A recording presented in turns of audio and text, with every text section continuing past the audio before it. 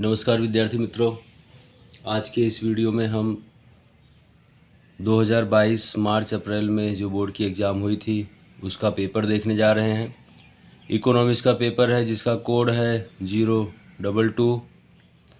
विद्यार्थी मित्रों, मैं आपको थोड़ी जानकारी देना चाहता हूं कि ये सीट नंबर है। जब भी आप परीक्षा में बैठे हैं तो ऐसे पेपर में यहाँ सीट नंबर लिखा हुआ होगा। प्रवेश पत्र पर जो भी सीट नंबर लिखा है वो पहले आप यहाँ पर लिख दें, ताकि आपका पेपर इधर उधर चला जाए, गलती से किसी के हाथ में ना जाए, या अगर कोई नकल कर रहा है और क्लास टीचर में जो ऑब्जर्वेशन में सर मैडम हैं उनको आपके ऊपर शंका हो तो आप सफाई दे पाओ कि ये तो मेरा ही पेपर है।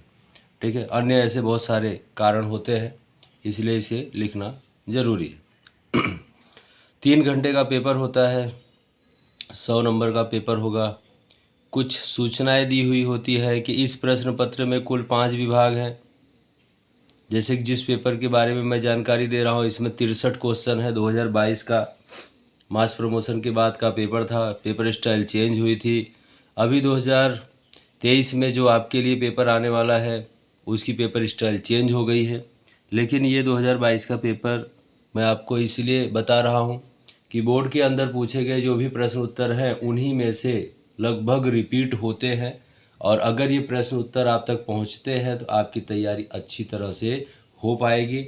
इस वीडियो के बाद, मतलब इस पेपर के बाद, मैं 2021 का, 2020 का, 2019 का, 2018 तक के बोर्ड के पेपर आप तक पहुंचाने की कोशिश करूंगा। तो चलिए देखते हैं। ये पहले सूचना। दूसरा है, प्रश्न के साथ ही दी गई सूचना के अनुसार ही उत्तर लिखना है। प्रश्न के दाहिने ओर अंक दर्शाए गए हैं। इस तरफ देखो, दाहिने ओर अंक। प्रत्येक विभाग नए पन्ने पर शुरू करना है। ये मोस्ट इम्पोर्टेंट बातें हैं। प्रत्येक विभाग जो है वो नए पन्ने से ही हमेशा शुरू करना चाहिए। बहुत सारे विद्यार्थी क्या करते हैं, बीच में से ही शुरू कर देते हैं, तो जो तरीका क्या होता है बिल्कुल गलत होता है।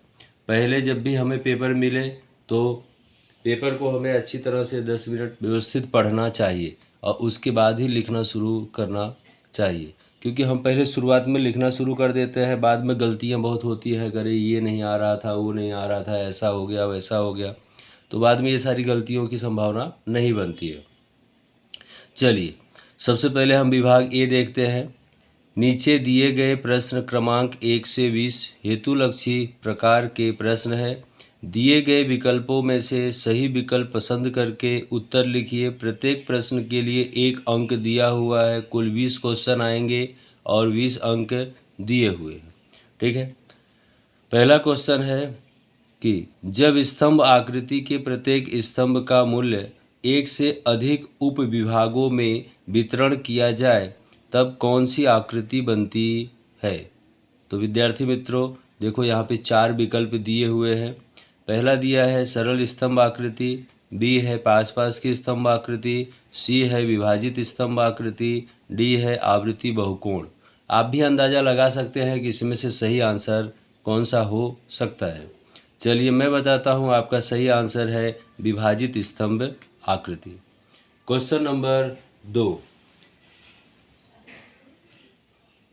निम्नलिखित में से किसका समावेश आलेख के प्रकार में नहीं होता है। 4 विकल्प हैं, पढ़ के बताता हूँ। स्तंभालेख, आवृत्ति वक्र, आवृत्ति बहुकोण और चित्राकृति। तो आप भी बता सकते हैं मेरे वीडियो के इस चैनल के कमेंट बॉक्स में कि कौन सा आंसर सही है, कौन सा गलत है। मैं तो बता ही रहा हूँ, चित्राकृति आंसर आएगा। कौन सा आएगा? चित्राकृति। चलिए क्वेश्चन नंबर 3, देश के आर्थिक विकास में वृद्धि होने से राष्ट्रीय आय में कौन से क्षेत्र का योगदान घटता है। कौन से क्षेत्र का योगदान, समझ शक्ति का क्वेश्चन है। यहाँ पे 4 विकल्प दिए हुए हैं। कृषि क्षेत्र, औद्योगिक क्षेत्र, सेवा क्षेत्र, औद्योगिक और सेवा क्षेत्र। तो आप बता सकते हैं कि कौन सा आंसर सही है। देखो क्या कह रहा है, आर्थिक विकास में वृद्धि होने से। आर्थिक विकास वृद्धि कब होता है? जब औद्योगिक क्षेत्र का विकास होता है। ठीक है, औद्योगिक क्षेत्र का जब विकास होता है तो लोग जो है वो कृषि क्षेत्र से औद्योगिक क्षेत्र की तरफ आगे बढ़ते हैं। ठीक है, तो आपका आंसर आएगा औद्योगिक क्षेत्र। क्वेश्चन नंबर 4, मानव विकास आंक मतलब HDI, ह्यूमन डेवलपमेंट इंडेक्स, अधिकतम मूल्य कितना होता है? आपके सामने फिर से 4 विकल्प हैं। 1 100 से अधिक, 100, 1 100 से कम। आपको अच्छी तरह से पता है, इसका आंसर 1 आएगा। क्वेश्चन नंबर 5, मुद्रास्फीति यह कैसी घटना है? मौद्रिक, सामाजिक, मनोवैज्ञानिक, राजकीय। बताइए कौन सी कैसी घटना है? मुद्रास्फीति मौद्रिक घटना है। कैसी घटना है? मौद्रिक घटना। क्वेश्चन नंबर 6, वस्तुओं और सेवाओं के बदले में जो सर्व स्वीकृत है वह मुद्रा है। मुद्रा की यह परिभाषा किसने दी? पिगू ने, रॉबर्टसन ने, मार्शल ने या किन्स ने? किसने दी? बताइए। रॉबर्टसन ने। क्वेश्चन नंबर 7,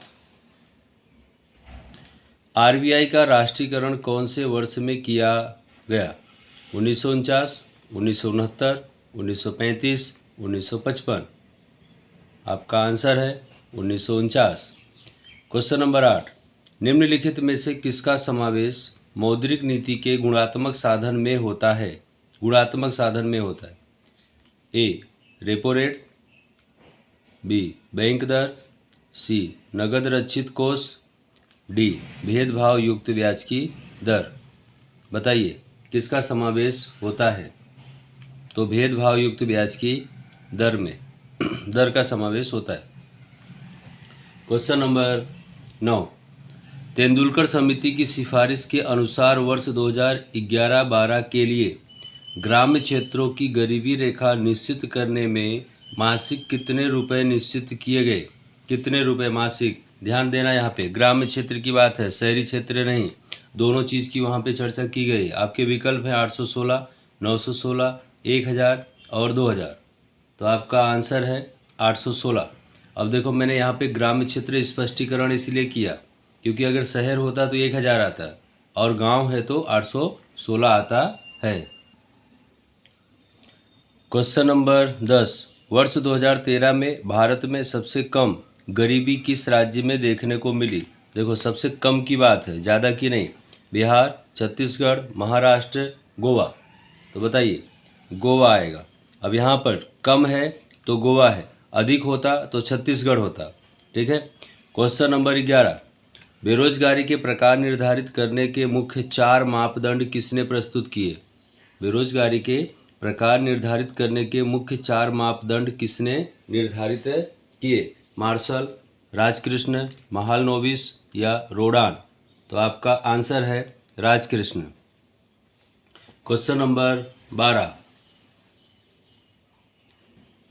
सक्रिय श्रम की आपूर्ति में सामान्य रूप से कौन सी उम्र के व्यक्तियों का समावेश किया जाता है? ध्यान देना, उम्र की बात हुई है।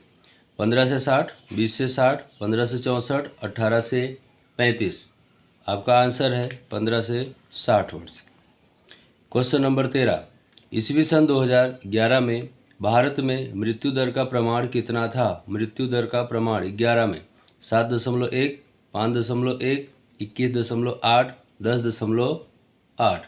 बताइए 7.1 आंसर है। अगला क्वेश्चन है क्वेश्चन नंबर 14, निम्न में से किस फसल का समावेश अनाज में किया जाता है? किस फसल का समावेश अनाज में किया जाता है? मूंगफली, बाजरा, गन्ना, कपास? तो बाजरा। आपका आंसर है बाजरा। क्वेश्चन नंबर 15, निम्न में से किसका समावेश कृषि क्षेत्र के संस्थाकीय परिबलों में किया जाता है? किसमें? संस्थाकीय परिबलों में यंत्रों का उपयोग, जंतुनाशक दवाइयाँ, ग्रामीण समाज व्यवस्था और भूमि परीक्षण। बताइए आपका आंसर क्या है? ग्रामीण समाज व्यवस्था। क्या आंसर आएगा? ग्रामीण समाज व्यवस्था। संस्थाकीय परिबल में 4 पॉइंट है और चौथा पॉइंट है। उसके संस्थाकीय परिबल में 4 पॉइंट दिए हुए हैं और ये चौथा है। चलिए विद्यार्थी मित्रों, क्वेश्चन नंबर 16, वर्तमान समय में विदेश व्यापार में कौन सा साधन सबसे अधिक गतिशील है? ध्यान देना, सबसे अधिक गतिशील। पूंजी, श्रम, नियोजन शक्ति, जमीन। तो ज़्यादातर बच्चों के दिमाग में क्या आता है कि पूंजी, लेकिन ऐसा नहीं है। सबसे अधिक गतिशील साधन जो है वह नियोजन शक्ति है। ये 9वें पाठ का क्वेश्चन है और उसमें ये जो चारों दिए हुए हैं, चारों के बारे में मैं आपको बताता हूँ। उसमें दिया हुआ है स्पष्ट है कि श्रम कम गतिशील है, पूंजी साधन कम गतिशील है, जमीन की जो भौगोलिक गतिशीलता है वह शून्य है, ठीक है। नियोजक जो होता है वो भी कम गतिशील है। खाली एक यही पॉइंट उसमें दिया हुआ है कि नियोजन शक्ति अधिक गतिशील है। चलिए अगला क्वेश्चन है क्वेश्चन नंबर 17। लेन देन की तुला के कितने खाते हैं? लेन देन की तुला के कितने खाते हैं? 2, 3, 4, 5। तो आपका आंसर है 2 खाते हैं। Question number 18 railway, question number 18 में रेलवे की बात है। रेलवे कौन से उद्योग का उदाहरण है? रेलवे कौन से उद्योग का उदाहरण है? सार्वजनिक निगम, विभागीय उद्योग, संयुक्त पूंजी कंपनी या संयुक्त क्षेत्र उद्योग? तो बताइए। आपका आंसर है विभागीय उद्योग। क्वेश्चन नंबर 19 कौन से उद्योगों में पूंजी निवेश की मर्यादा 25 लाख रुपए की है? तो आंसर है अत्यंत छोटे पैमाने के उद्योग, छोटे पैमाने के उद्योग, मध्यम पैमाने के उद्योग और बड़े पैमाने के उद्योग। तो 25 लाख तक की पूंजी निवेश जो है वह अत्यंत छोटे पैमाने के उद्योगों की बात है। अब यहाँ पे जब चारों दिए हुए हैं तो मैं चारों की बता दूँ। अत्यंत छोटे पैमाने में 25 लाख तक का पूंजी निवेश है। छोटे पैमाने में 25 लाख से अधिक 5 करोड़ तक का पूंजी निवेश होता है। मध्यम पैमाने में 5 करोड़ से अधिक 10 करोड़ तक का पूंजी निवेश होता है और बड़े पैमाने में 10 करोड़ से अधिक पूंजी निवेश किया जाता है।